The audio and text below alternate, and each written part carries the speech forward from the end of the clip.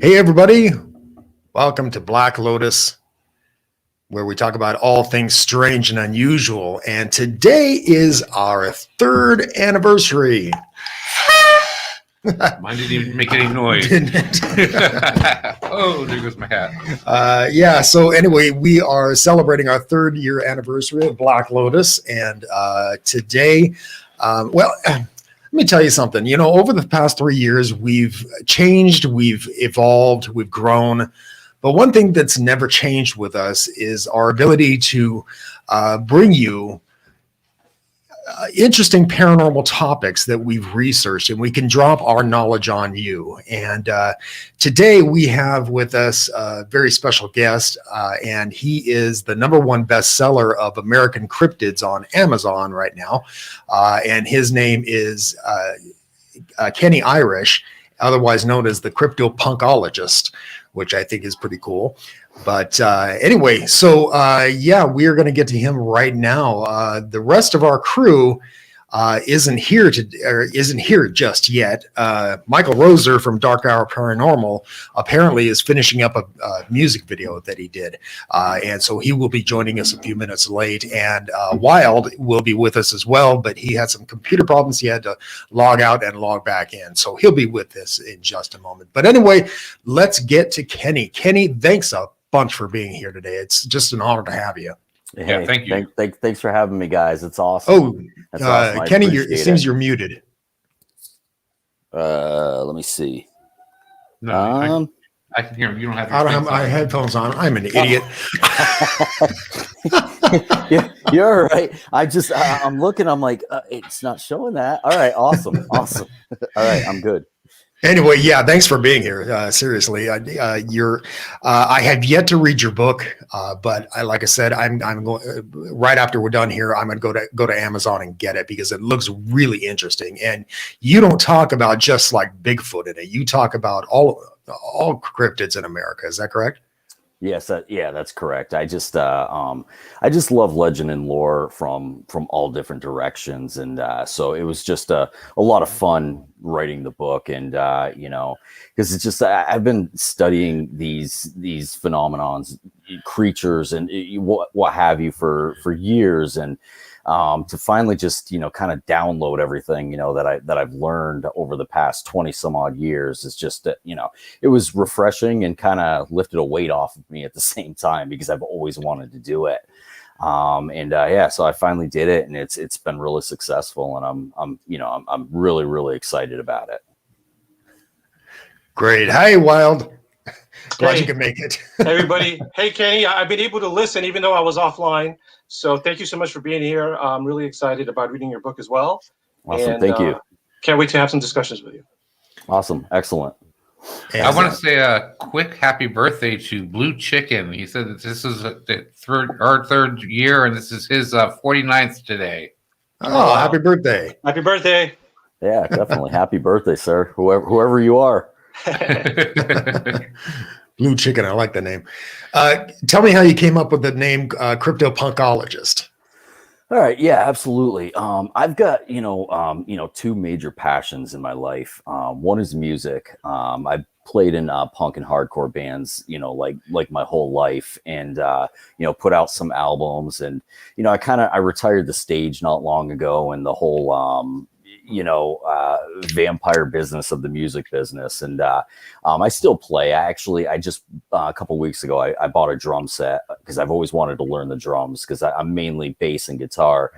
And I just love, cryptozoology, and legends. And, a lot of the time, my hair's kind of up in a mohawk, and, me and one of my friends, we were just talking, and it just kind of came out, the Cryptopunkologist, and I'm like, and I work in my like day job. I do business leadership and finances and marketing, so I'm just like, oh man, that's like marketable, it's just like it's gonna stick, So so I wasn't sure actually, right out of the gate, how it was going to do. And but it just, plus the other reason too is, again, I would only consider myself half a cryptozoologist compared to, the gentlemen like, Ken Gerhardt and Lyle Blackburn and Lauren Coleman. I'm only like half of what they are. So I'm like, all right, what am I going to fill the other one up? All right, well, I'm a musician. So I put them together and here we are to this day. And it's so crazy because I always say it's so weird to go on like any Google search, any internet search and type in the Cryptopunkologist and then to see my ugly mug pop up. So it caught on. And again, it's, I feel good about it because I've been able to take the two passions that I have, put them together and just, have a lot of fun with it. Yeah. Yeah. I used to be very into punk when I was young, back in the day with like the Sex Pistols and, like your T-shirt, the Misfits and Black Flag. I really loved Black Flag, but I think punk has kind of changed over the years. And I'm just not as into it as I used to be, but it's very poppy. It's like pop punk. And like, I love, to this day and age, hardcore. But yeah, a lot of the I don't know. It's just, again, it's very, very poppy sounding. And, it's just, I don't know. Like punk before when they were singing about their ex-girlfriend, like they were like angry about it, now it's just like, oh, please come back to me. And it's like, oh, come on, what are you doing? So, but, I love, Black Flag, Misfits, the Insiders, Voodoo Glow Skulls. And, I love Agnostic Front, Biohazard. Just all the bands that the crossover into hardcore. A lot of people give me crap about it, but I love Hatebreed. I'm a huge Hatebreed fan. I don't know why people don't like Hatebreed, but I love Hatebreed. So I don't think I've heard of Hatebreed. No, yeah. Check them out. They've been around for a while, and the only time I guess I had a problem with them was my band was supposed to play at the same venue, or was supposed to play at a venue, and they were definitely bigger than us at that time, and where they were supposed to actually play, like the place caught on fire, so they booted our show, and I'm like, oh come on. Oh, no. So yes, I hated them for about 10 minutes, but then I got over it really quick, and it was good. It was all good after that. So let's talk about cryptids. Yes. First of all, let's talk about your book, American Cryptids. Obviously, what prompted you to write this book was your research into it, since you were very young. But also the fact that you are a member of the New York Bigfoot Society. Yes. And you're a field researcher, which I find commendable because although I would love to go on a field research team kind of thing, I don't think I could do it. First of all, I don't have the know-how with all those survival skills. Yeah. And secondly, I think I just would be too afraid, honestly. I just too much of a wuss. Yeah. Yeah. Well, now Wild Trees, he's a field biologist, and so he's used to being out in kind of woods. So I can see him doing something like that. But anyway, let's talk about you and how you about the book. Sure. Yeah, absolutely.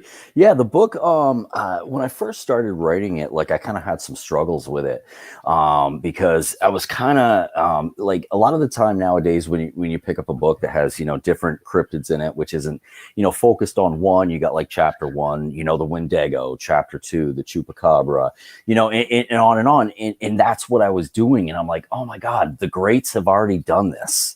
Like this has already been written. I'm just, and so I didn't feel good about it. So I kind of started brainstorming. I'm like, what can I do differently? I can talk about, cryptids, from different states and stuff like that. But I'm like, okay, so I'll pick, the top 10, my favorite ones, and I'll talk about the state. And then I got this epiphany where I'm just like, well, why don't I challenge myself? Why don't I do all 50 states? And so I went for it. And what I found out was, again, I was kind of falling back into that same pattern of just talking about the popular cryptid from that state. I'm like, well, I want to do something different. So I said, what I'm going to do? Each chapter is going to start out actually talking about the state.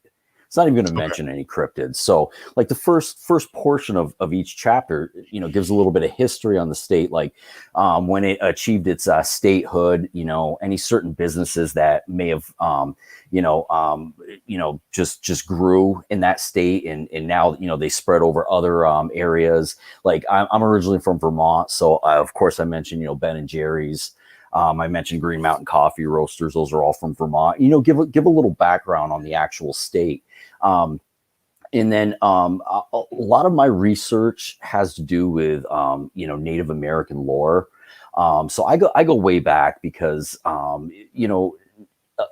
you can do a lot of research on today's findings, but I like to go way back to when the Native Americans and what they said. So what I would always do is, what I did was I actually dedicated the next section in the chapter to Native American, how they lived, in their lore and some of the encounters that they had, with a different type of cryptid. And then from there, I go to whatever the popular cryptid is of that state. Like if it's West Virginia, it's the Mothman. So I went through and put in some recorded encounters, plus gave some history on it. But the biggest challenge in writing this book was every chapter closes with a Bigfoot encounter.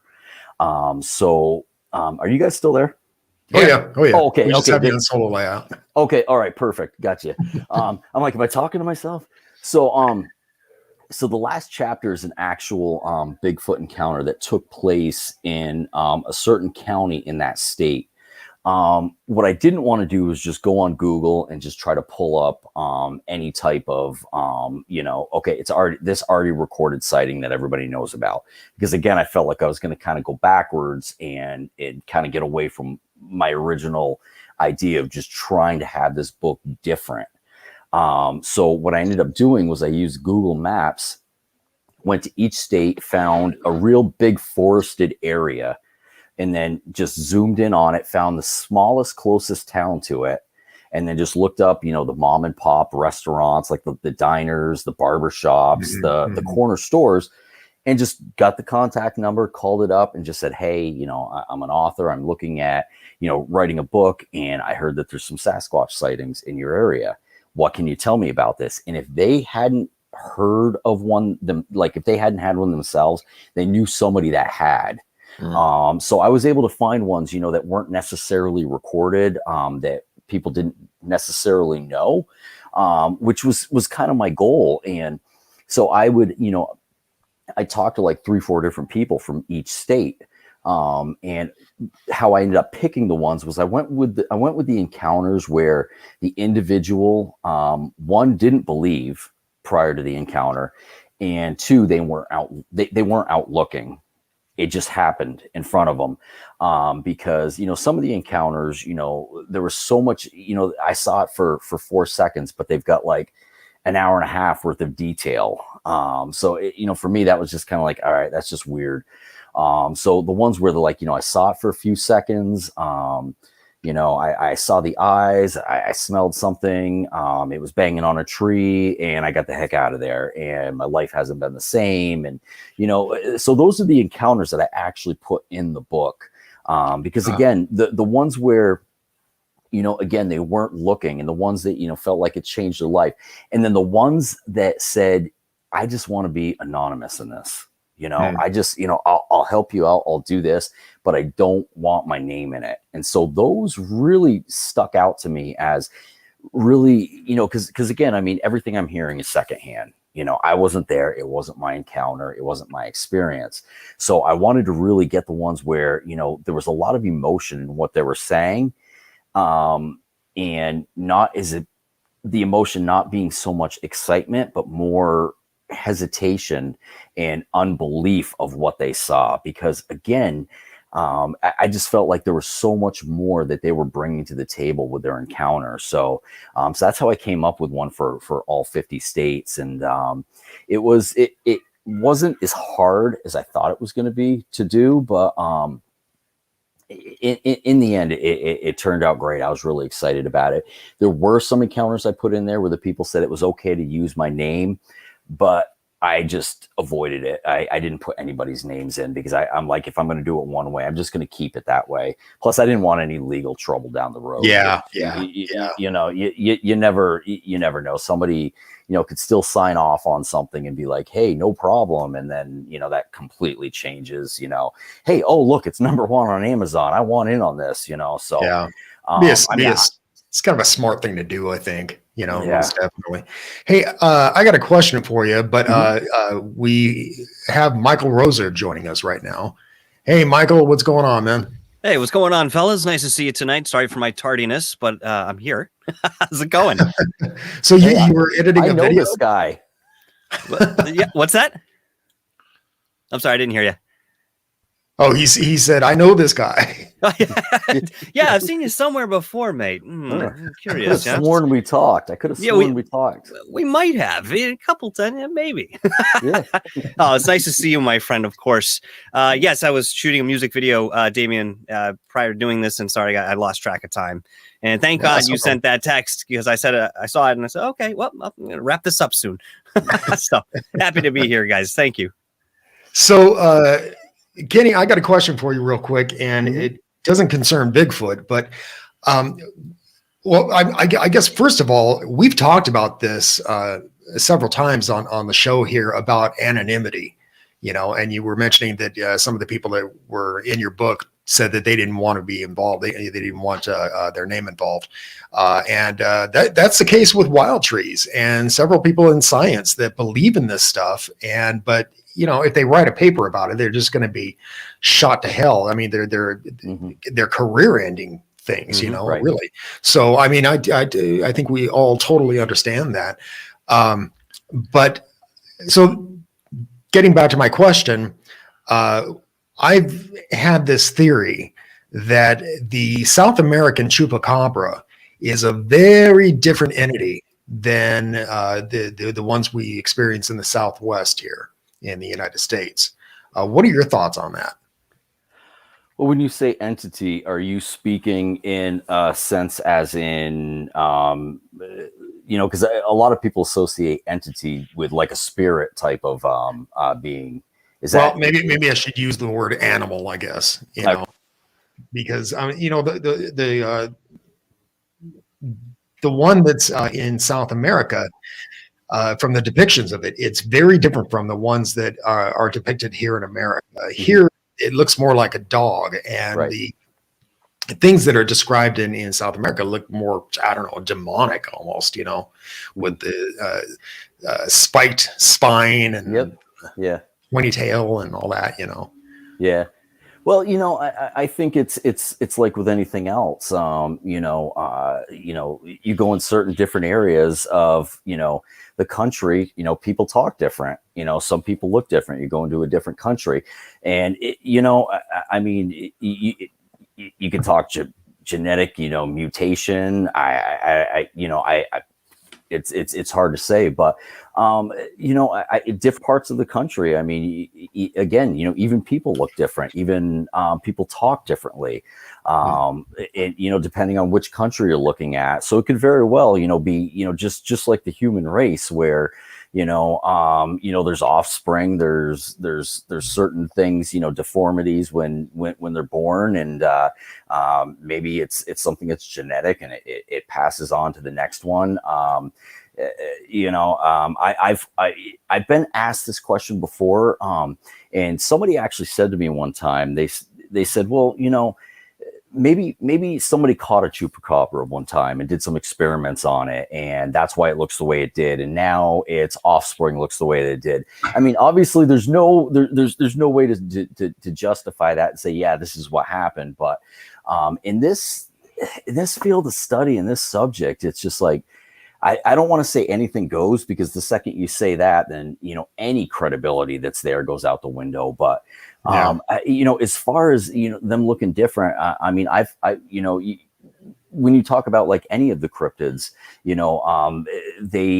they're similar, but they look different. Like there's some people that say in certain states in the US, a Bigfoot looks a certain way, and another state, out in Washington State, they're bigger. They look different. The color is different.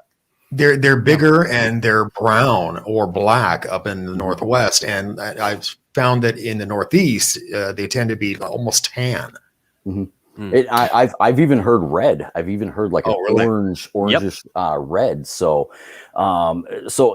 again, I think when we look at animals and we look at any type of species, they're when we step back, they're very much like us anyways. They all, they live, they breathe one way or another. And as we have, things that happen with us, I think that they have, certain things that happen with them. And that could very well be why they look the way that they do in different areas. That's interesting. I think that Kenney is really onto something here when it comes to the environment.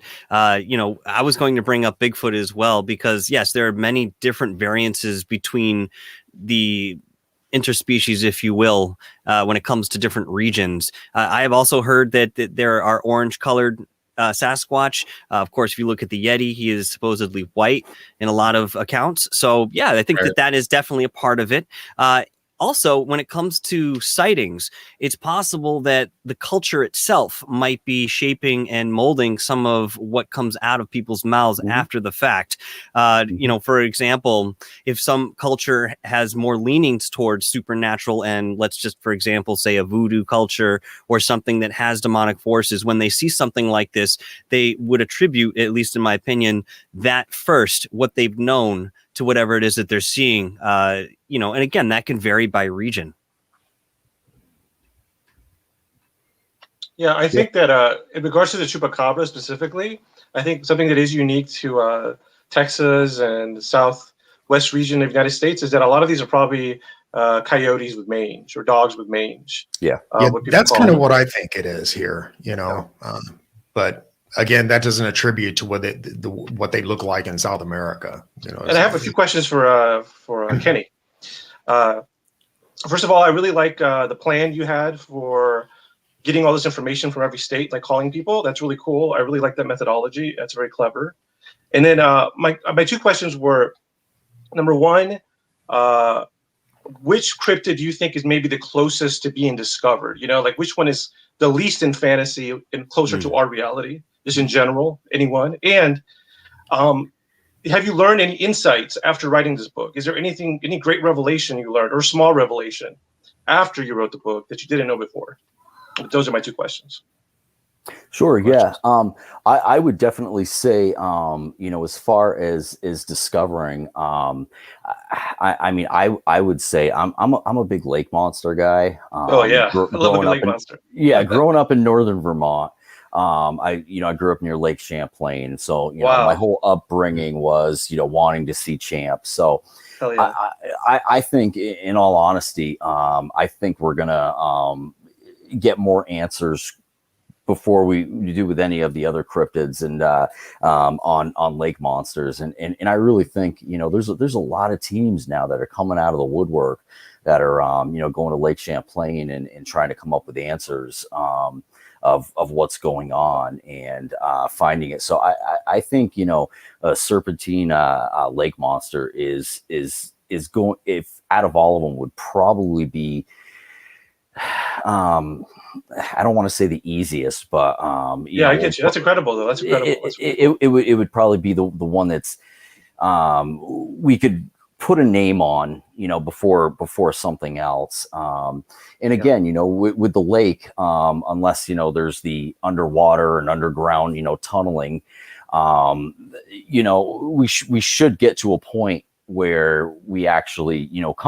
come across it and be able to actually, hopefully in a peaceful way, study it and learn and understand it. Because I know that the Atlantic Ocean used to be part of Lake Champlain, and then it split off, and then Lake Champlain turned into a freshwater lake.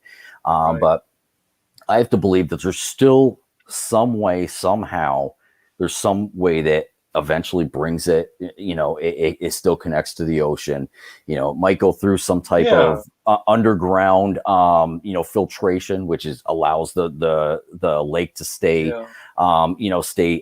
salt free and fresh. But I would definitely say, any type of serpentine lake monster, I would say would probably, to be honest with you, that's the one that I would really like to see actually get discovered. But like I said, in a peaceful way. And because I know sometimes science, to prove something or to examine something can, kind of destroy it at the same time. Exactly. So you want to destroy going to the beach for me? Fantastic. No. Hey, I go up to my knees, and that's about it when I'm out there. And I'll tell you what, I can't tell you how many times I've been out in the middle of Lake Champlain in a boat with friends, and we're on an inner tube, and I'm just like, all my friends are screaming, having a good time, and if I'm screaming, it's because I'm seriously like, okay, get me out of this water. Okay, I'm not in a safe place right now. So, no, that's funny. You being such a lake monster kind of guy. I got my roots in the Loch Ness Monster legend, and I've loved that. I've followed it for many years, and of course, there have been some updates, if I should say, in the past few years in the way that they've surveyed the water and so forth. Long story short, they're finding that there may be the possibility of some giant eel species that live in the Loch Ness. What are your thoughts on the legend itself, versus what we might be finding today? My thoughts on that is, if it is, maybe it is a giant eel, maybe it's something again that haven't necessarily discovered. And I think some of the science behind it and what they're doing, because from what I remember and what I understand, like they're taking water samples and pulling readings out of it on different types of sea life. And it very well again could just be some large eel-like creature. I believe it's a sturgeon in Lake Champlain that a lot of people say, well, they believe that's what the sightings are because they can get up to like 6-7 feet long. But and the only thing with that is, something 6-7 feet long, that even if it's the size of a baseball bat, round, you're not going to see that from a distance. It's like that's going to have to be really, really close to you. And most sightings are kind of seen from a distance, and they're humps. And I've never seen a sturgeon, actually like produce humps in the water, like 2 or 3 in a row. I actually kind of forgot what the question was. No, that's fine. I was I was asking what you thought of the legend of Loch Ness Monster versus the developments that we're finding in terms of species of eel and so forth. Now, you've kind of covered that, excuse me, in so many words.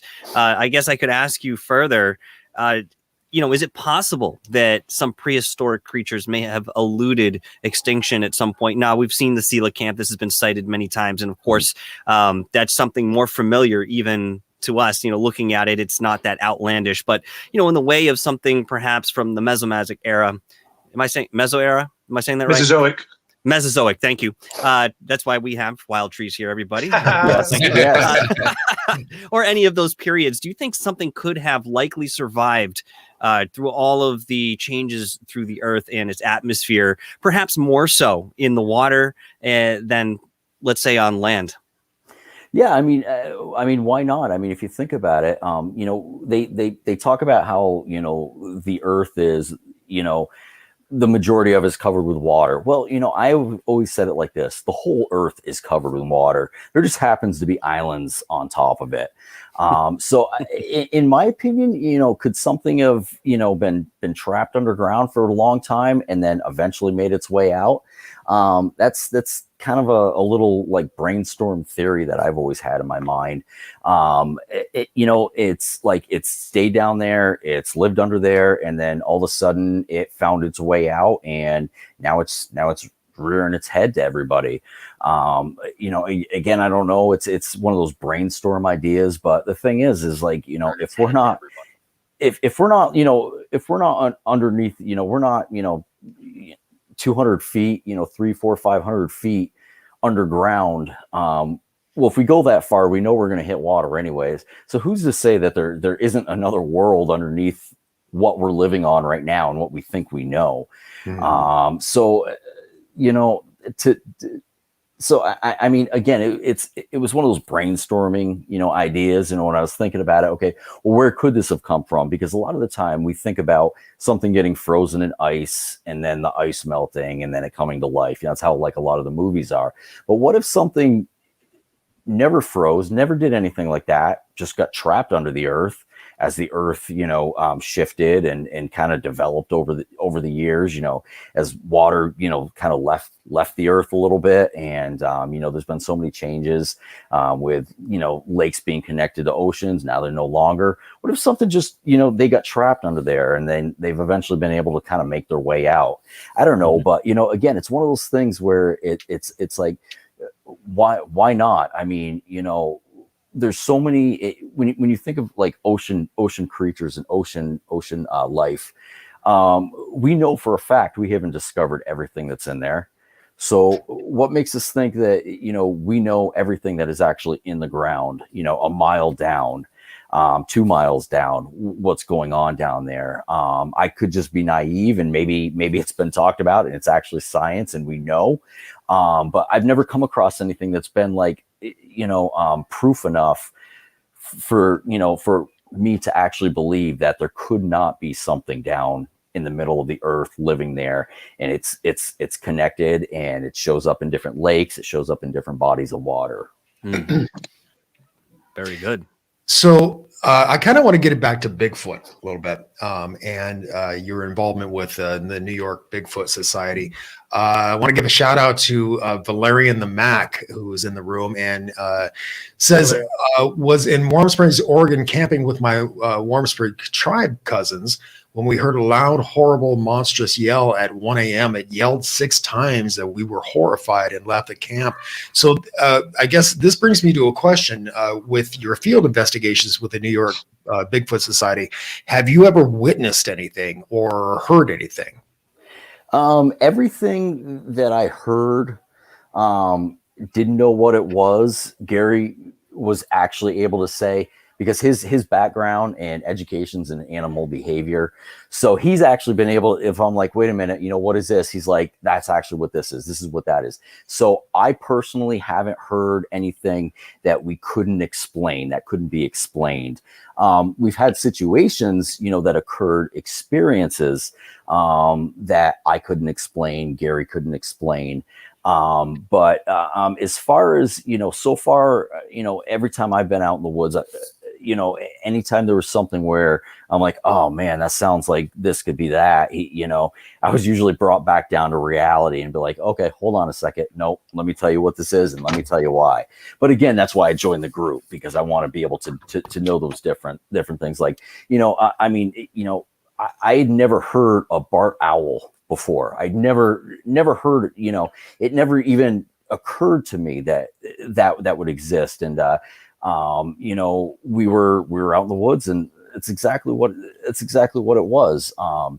And there was a gentleman who sent me a recording where he says that, he's got, Bigfoot, or Sasquatch families living out in his woods. And, he ended up sending, he said that he can yell and they yell back. So he ended up sending me a recording. And when I heard it, again, it was like something that, I had never really heard before. And then, so I sent it over to Gary. I'm like, hey, check this out. And, he came back and he's like, no, this is what this is. This is what that is. I'm like, okay. But no, I haven't been one of those lucky people, to be able to hear something, and not be able to get an answer for it.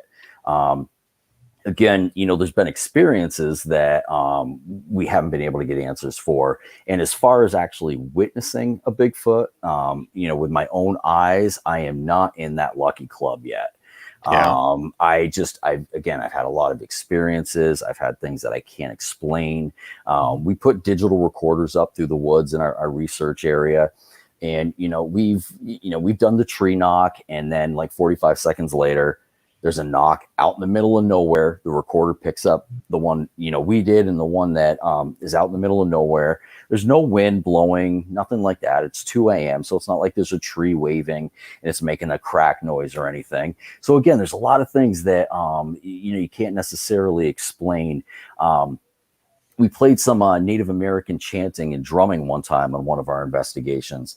And then after that, in the distance, we could hear, like something was moving, like something was walking. And a lot of folks say, you can tell it's upright. It's not on all fours. Unfortunately, my ears don't pick up the difference. But, Gary and one of the other researchers that were there, they were like, this sounds like this is walking bipedal. Again, it was an experience. I could hear it. But I couldn't distinguish, again, whether it was on all fours or bipedal. At the same time, we're not saying it's a Sasquatch. It's just something that we couldn't explain. But, again, like I said at the beginning of the show, a lot of my research is comes from, Native American lore. And that's kind of how I've always approached the subject. So that's why we went out in the in the woods, at night and we blasted that because, there was this relationship where, a lot of tribes even talked about how they lived in community with Sasquatch. So we're just like, hey, let's play this and let's see what we get. Worst case scenario, we draw one in and it kills us. Best case scenario, well, I don't want to say best case scenario because best case scenario. So anyway, so we did it, and again, we heard something that doesn't necessarily mean it was a Sasquatch, but I've had a lot of experiences through my life. I remember, I don't know, I was maybe 10 and I was at my one of my friend's houses and he was sleeping and I got up and I just went out into the woods and was walking around and I swear something was following me around in the woods. Again, just weird experiences, but again, I haven't been able to join that club. I haven't been able to get that stamp on my hand. But one day. Yeah. So I always say that Ralph and I are virtual magnets for the paranormal. We've had haunting encounters. We've had UFO and alien encounters. I even had a vampire encounter once, I think. But we've never experienced a cryptid. Neither one of us have seen or heard anything like that. However, personally, I'm convinced that Bigfoot exists, that Sasquatch exists. And the main reason for that is I used to have a friend of mine in Washington State who was a seasoned hunter. And he claims to have seen a Bigfoot. And this is a guy who doesn't believe in paranormal stuff at all. And I doubt he believed in Sasquatch before he finally saw one when he was out hunting elk. And he was in his tree stand and he saw this thing come out of the thicket into the clearing. And then it spotted him and looked directly at him and turned around and went back into the thicket. And again, I wholeheartedly believe this guy's story because he's not one to bullshit about stuff like that. And again, he's a seasoned hunter. He would know the difference between something weird like this and a bear, for instance, Sure. And so I guess I've got a question for the entire panel here. What makes you convinced that these things exist? Let's start with you, Kenney. All right. Well, I'll say it like this. I'm 95% that they exist. I still keep 5% of skepticism because I think it's healthy and I think it keeps me questioning and it keeps me going. And it also keeps me from actually drawing a hard line in the sand. Where, I've come across a lot of folks that do that and they're like, it exists or it doesn't exist. I don't want to draw a hard line in the sand. I want to continue to learn and keep moving forward and be able to also, speak with individuals who might have a different mindset on what it is or if it exists. So I mean, for me, I'm a flesh and blood guy. I'm 95% flesh and blood, but just like, with, it existing, I'm 95% that it's flesh and blood, still got that 5%. So I can continue to have conversations with people, and hear other sides, as well as, cause there's a lot of people that believe, they're extraterrestrial. There's a lot of people that think they're interdimensional, that say this. So it allows to have those conversations, and it also keeps, good unity in the community in regards to the subject. Well, I think it's good to be objective, regardless. You know, on our podcast at PodBean, we had a gentleman on who produced and directed a movie about the extraterrestrial factor, and I wasn't so sure how much I believed in the guy, in his claims. But you still have to keep an open mind. It was an interesting twist on it. Yeah. Personally, I think it's a flesh and blood creature, most definitely. Well, you said something earlier too, and it kind of goes along with the encounters that I put in American Cryptids. You're talking about the guy who's a hunter. He's a seasoned hunter, and that's what I'm talking about. It's like you get somebody like that again that wasn't looking, that doesn't even have a part of it, and then they're like, "Hey, can't believe what I saw." Again, that brings credibility that there's something there. There's enough evidence. I always say it like this: there's enough evidence to suggest that there is something out there. We just got to get enough evidence to prove it. At the same time, I don't want to prove it, because after you prove it, all the mystery's gone. And I always say that I just don't want cryptids and Bigfoot and lake monsters to become as common as like the black bear, to us. So the mystery of it is kind of what keeps me going. But again, to what you said about that hunter, to have somebody, with credibility like that wasn't looking and just says, "Hey, this is what I saw."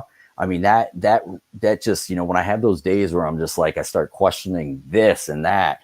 And I think every researcher at one point in time is questioned, wait a minute, what about this? And then you kind of step back for a second, and then you get something that comes out of the woodwork like that, a police officer is like, "Oh my God, I can't believe what I just saw," and then they're talking about it. So again, it really, really, it just brings forth credibility to what we're doing, and it keeps me going.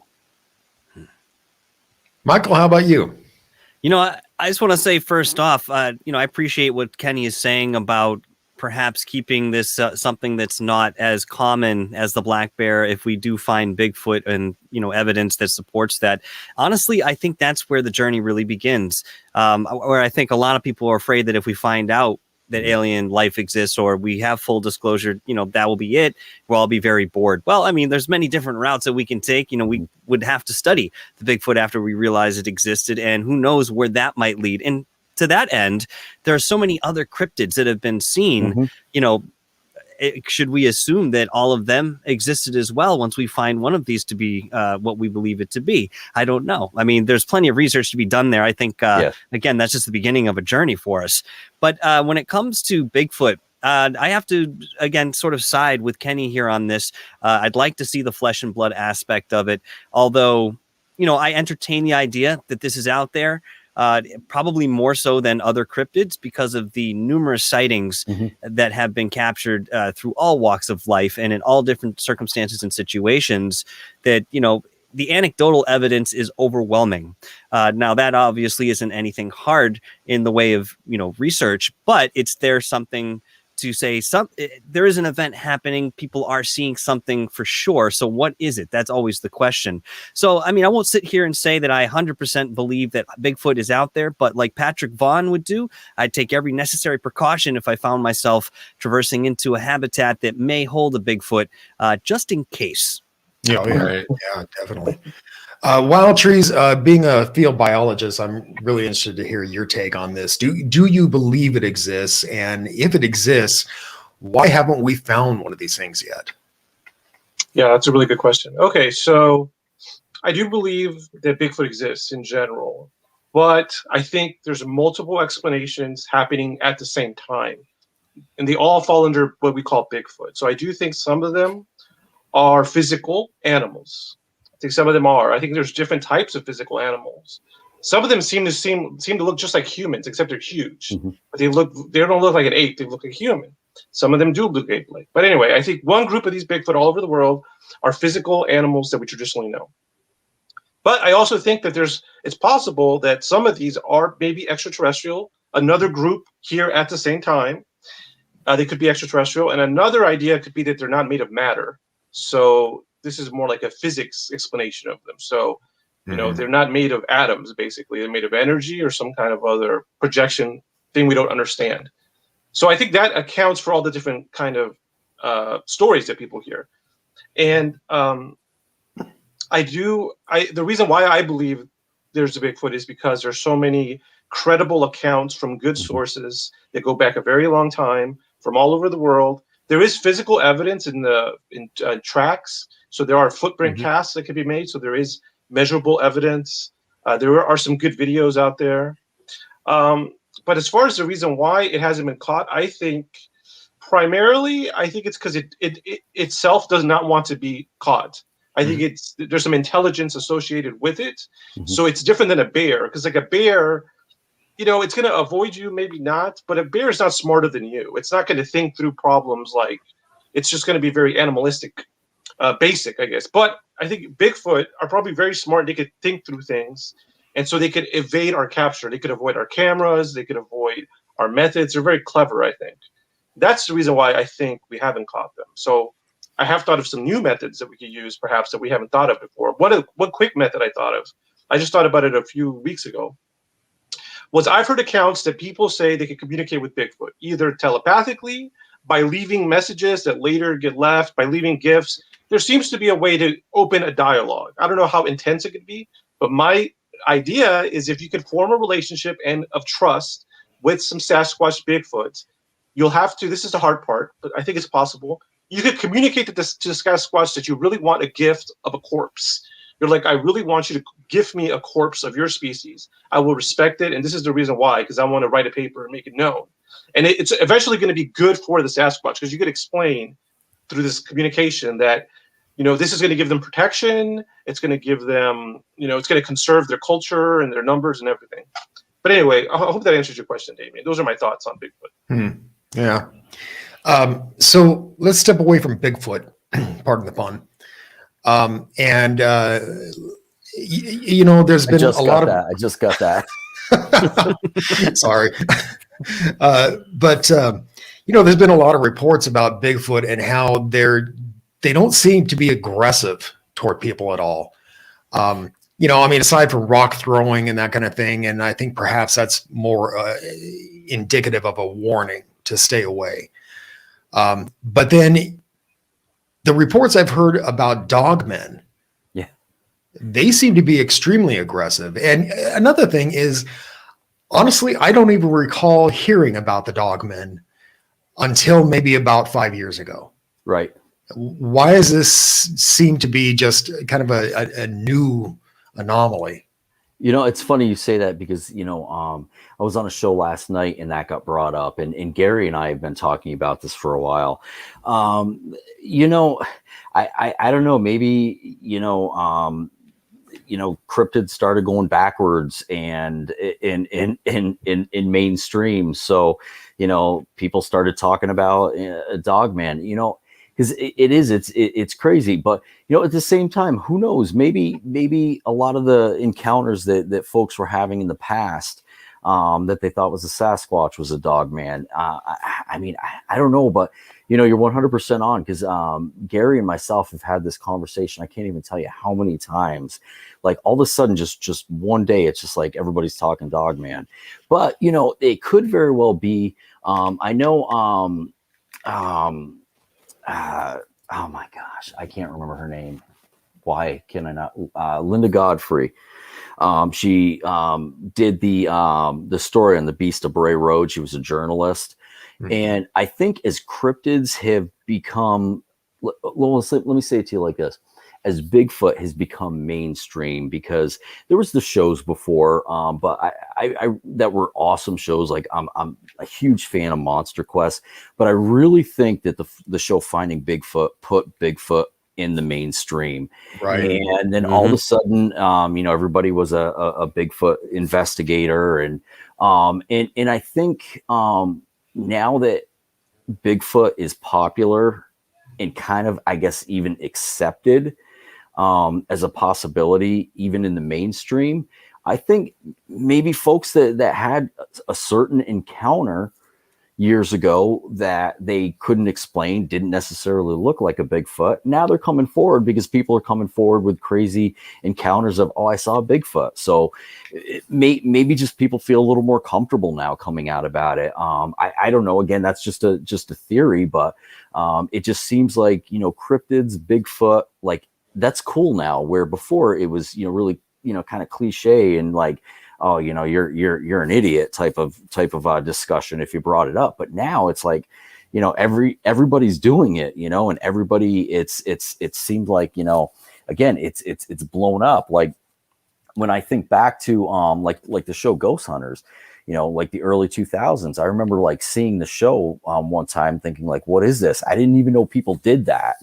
Like my whole paranormal, anything growing up was the movie Ghostbusters, which I knew wasn't real. So I think, again, with, we've had these monster shows like In Search of, different mystery shows like Unsolved Mysteries. Well, then we have a show that comes out now, again, called Finding Bigfoot, where that's what they're doing. And they're going out there again. Now Bigfoot's mainstream, Bigfoot's big for marketing. There's no, negative stigma, I guess, if you will, if you're not in the science world, to saying, hey, I believe it, or it could possibly exist. So again, now that cryptids are cool, maybe that's why people are coming out, because, people are more accepting. Well, you said it right there, Kenny. As soon as it hits the mainstream, it becomes popular. Now, think 30 years ago, what was really available to us? It's still sort of the same situation, but perhaps in a different way, wherein, there were people who decided what got publicized and what didn't in respect to these sort of subjects. So, yeah, I have to agree with everything you're saying. And of course, the advent of social media or any sort of media like that, whether the sighting that's being caught is feigned or legitimate, it still brings attention to the subject. And, with something so tangible in respect to the amount of information and stories about Bigfoot or, Loch Ness Monster, or, Dogman, one of these, maybe Dogman isn't really that great of an example, but I still think it fits in the category. With all of that, it's more accessible for people to go and research these sort of things and develop a belief along the way, because there's just so much information to wade through. Right. I totally agree with you with what you're saying about social media and the internet. I mean, there was a time when, the same thing could be said for UFOs and alien abductees. There was a time when, the majority of people thought people who would witness these things were just absolute crackpots. Now, not so much, and there's more and more talk about disclosure happening from the government. In fact, I just saw something today where they're about to release some documents that apparently nobody has seen, but we'll see what happens with that. I don't know. I'll be covering them either way. So yeah, right. There you go. Well, it's funny you say that too, because last night when I was on a show like that got brought up, and similar to what you were just saying, and it's, they're like, well, when do you think, they're going to actually say Sasquatch exists? And I said, they're going to wait until the next pandemic so they can actually say, okay, by the way, aliens do exist, but by the way, Corona is going to kill everybody. So now it's going to be like, Sasquatch exists. Okay, World War III. It's like, hey, now we're going to say they exist. Now we're going to say that they're out there. We're going to do it. But then we're going to sugarcoat it, throw something else on top of it. And now you can't say we lied to you all these years. So. Yeah, and I kind of wonder if that's why this whole UFO release stuff is happening now, if it's just mainly a distraction from what the government is actually doing. But, You had said that you went to every state to find a Bigfoot sighting, and obviously you did. What would you say was the next cryptid that was more popular throughout the coast or throughout the state? You mean besides Bigfoot? Besides Bigfoot, right? Okay. Good question. Geez. It really, really depended on the state that you were talking to. Because Bigfoot is number one across the board. Number two, it really depended on where you were, and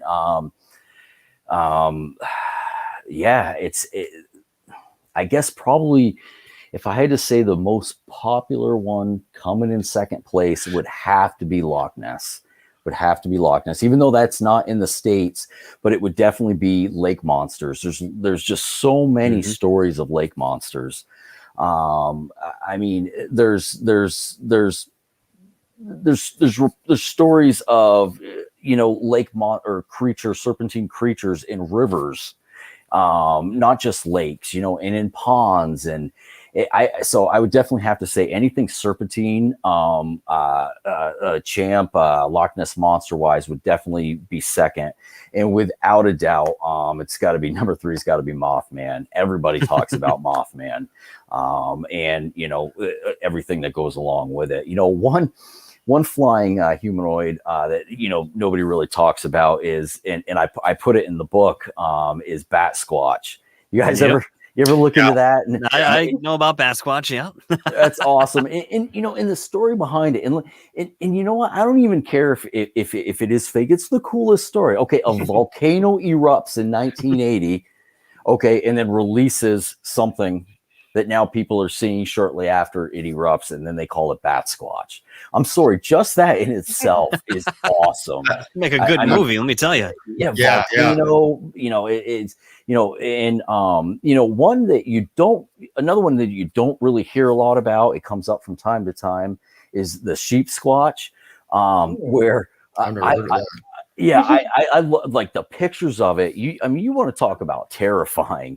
I mean, seriously, if you get an opportunity, you know how people have described like sheep squatch encounters, and the show. I know it's an entertainment show, but like the show Mountain Monsters, like they did one where they were chasing a sheep squatch, and again, just, you know, the stories behind it is just, it's really chilling, and it's really a really scary looking creature if you look at it. If you pull up pictures of what folks have claimed that they've seen, you know, with the big horns on its head, and it really looks like a huge devil running around, if you will. Well, that's interesting because it's from West Virginia as well. Yeah, where obviously we have Point Pleasant. We know that that's where the original Mothman came from. Now, I think that a lot of people who are seeing what they're calling Mothman today is actually a different cryptid altogether, especially over in the Chicago area or O'Hare Airport specifically. But that's interesting, man. That's interesting. You know, it is terrifying, by the way, the sheep squatch. This thing is, I wouldn't want to meet up with it. It looks like it should be carrying some sort of Sapara or, you know, battle axe. Exactly, like sword. Exactly, and that's it. It's like it's got this like mythological, just like old like demon dark god, like I'm going to destroy a village look to it. And yeah, he's right. But does it breathe fire? No, not that I know of. But man, I'll tell you what, I wouldn't be surprised. You put breathing fire on it. You put breathing fire on it, I'm out. I mean, I'm not even going to mention sheep squatch again. I'm out of this whole subject, man. I'm moving over to unicorns or something. So the whole Mothman thing, as well as other sightings of flying cryptids, has always kind of fascinated me, and I've always wondered if possibly it could be a surviving pterosaur. What are your thoughts on that? I guess it could be. You know, the thing is like, you know, the witnesses, you know, that have come forward, you know, claim it looks like a man's body. It's like a man's body with these big wings. So, I mean, you know, could it be? I guess, but I mean, some witnesses have you know, claimed, you know, like, you know, one of the famous Mothman encounters when it was chasing the couple in the car. I mean, right. I mean, you know, they claim they saw it up close, and it looked like a humanoid man, and so I mean, but even then, you know, who knows? You know, who knows what they were out there doing, and you know, saw what they were smoking. I don't know, but you know, at the same time, I mean, you know, again, who knows? You know, a lot of people, you know, have mentioned about, you know, Loch Ness. Nessie and Champ being a plesiosaurus, but I don't personally think they are, because again, there's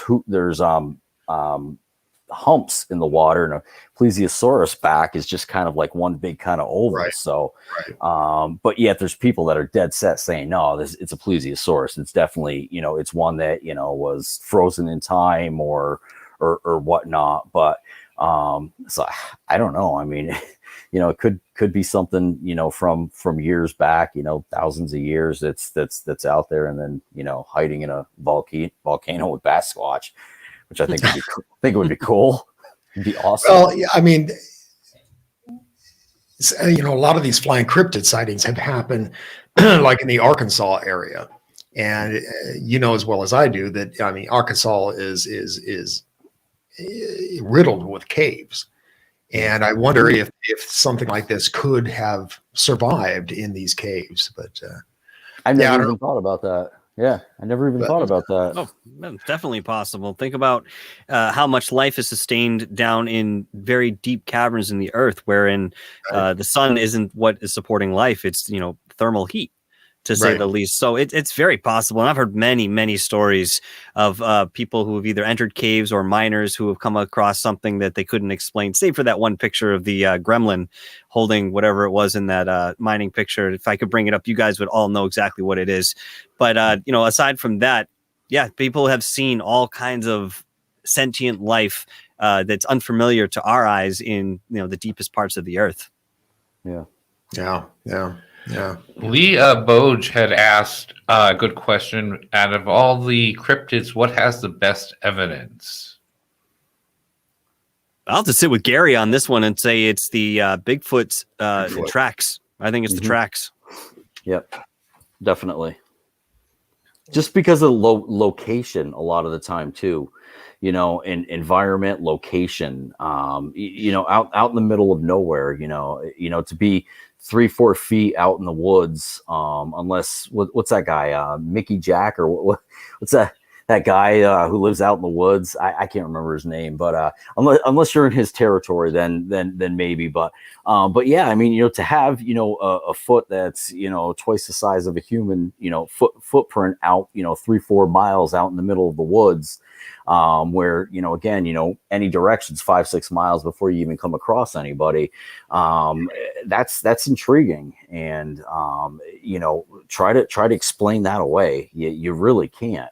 Even the characteristics of these footprints and the dermal ridging that's involved, it's just a very interesting anomaly, and one that we have not fully explained yet. Right. Absolutely. I agree. I think we're going to get out of here pretty quickly. But guys, Ralph, do you guys have any other questions for Kenney?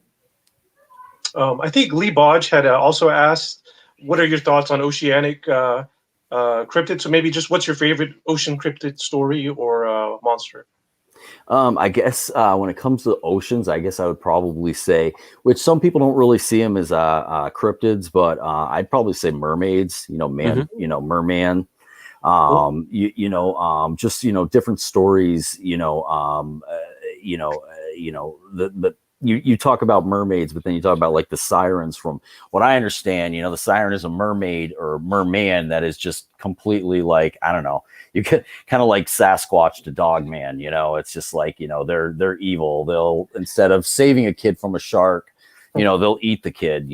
So but I would definitely say I'm really intrigued by the legend of mermaids, and different folks that have claimed sightings. So as far as the ocean, without a doubt, it's definitely mermaids. Very quickly, does anybody here remember the island? I think it's off the coast of Ireland, if I'm not mistaken, where a lot of these harpies, mermaids, mermen, and all sorts of things have been sighted throughout history. I can't remember exactly what it is. Does anybody here remember the name of that island? No, okay. I'll look it up. Yeah, I'll look it up because that's I mean, the description of these things are very grotesque. It's not like the Little Mermaid in Disney here, where we have something recognizable on half and perhaps even appealing. Or the movie Splash with Daryl Hannah. Hey, love Daryl Hannah, man. Believe me, that was a great movie. Who didn't after that movie? Seriously. Ralph and I did an episode here on Black Lotus about mermaids a while back, and so we did quite a lot of research into the topic. And you're right, I mean, the whole beautiful mermaid comes from that tale, The Little Mermaid, and from Hans Christian Andersen that did that. Yep. And that's where that all started, and and then seagoers, for ever were spotting, what they called mermaids lounging out on rocks in the middle of the ocean, and really what they were manatees. But there was one thing that really struck me when we did this episode, and that was that this Japanese was it an import ship, had been making claims that going up toward the Arctic, they were spotting this thing, and they still don't know what it was. We haven't captured one of these things. They captured a couple of photos of it, but it was blurry. But it was just this big albino thing, and it looks like it has arms and legs. But I mean, it could be just a fish of some sort that we haven't discovered. I heard about that. I have heard about that one. Yeah, I'd like to see those pictures. I've heard about it, but I haven't seen any photographic. I think it's based on a Japanese legend as well, like a Japanese. Right. Yeah. And I guess the Japanese government put a big hush hush on the whole story because they didn't want the bad press or whatever. Right. But I'm not a big believer in a lot of cryptids, but there are some cryptids that I'm wholeheartedly convinced that they exist, and so it was really interesting talking to you, Kenney. And like I said, we had Gary on a couple of weeks ago, and he was equally interesting. And so thank you very much for being here with us. Thank you, Kenney. Thank you very much, guys. Kenney. I appreciate it. It was a good time. Yeah, definitely getting to know you guys. It's awesome. Likewise, man. I appreciate having you. We'd love to have you back on again sometime. Yeah, absolutely. Folks, I've dropped a link in the description, but don't forget to check out Gary's new #1 bestseller, and it is called American Cryptids, and you definitely want to check that out. Again, I haven't read it myself, but as soon as we're done here, I'm zooming over to Amazon to pick this thing up because it really sounds interesting, and I liked how you did something a little different from other cryptozoologists who write about the same things. I think Stephen King once said, "I don't write anything that anybody else hasn't written for centuries." I write about vampires, I write about werewolves, that kind of thing. And he said, but the trick here is to put a spin on it. That's something new. And I think that that's exactly what you do with your book, and I'm very anxious to read it. It's awesome. Anyway, folks, thanks a lot for watching, and until next time, keep thinking and question everything. Bye, everybody.